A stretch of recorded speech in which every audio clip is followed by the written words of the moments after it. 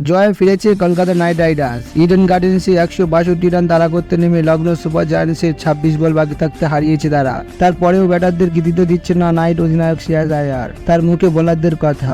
ইডেনে টস জিতে প্রথমে বল করার সিদ্ধান্ত নেয় শ্রেয়াস। লখনৌকে 161 রানে আটকে রাখেন কেকেআরের বোলারেরা।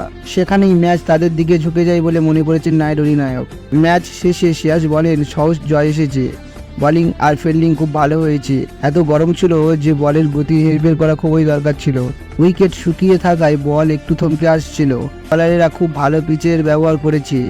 যা পরিকল্পনা করেছিলাম কাজে লাগিয়েছি, তাদের সুবিধাও হয়েছে। বোলারেরাই তাদের জয় নিশ্চিত করে দিয়েছিল বলে জানিয়েছে শ্রেয়াস। কেকেআরের অধিনায়ক বলেন, বোলারেরা উইকেট নেওয়ায় ওরা 161 রানের বেশি করতে পারেনি। সেই কারণে রান তাড়া করতে সুবিধা হয়েছে। বোলারেরা ভয় পায়নি। ওরা দেখিয়েছে এই উইকেটে কিভাবে বল করতে হয়। 4 ম্যাচ জিতলেও এখনও বেশি দূরে তাকাতে চাইছে না শ্রেয়াস। একটি করে ম্যাচ ধরে এগোতে চাইছে তারা। নাইট অধিনায়ক বলেন, IPL-এ যত বেশি সম্ভব বর্তমানে থাকতে হয়। বেশি দূর ভাবলে চলে না। আমরা একটা করে ম্যাচ ধরেই এগোচ্ছি।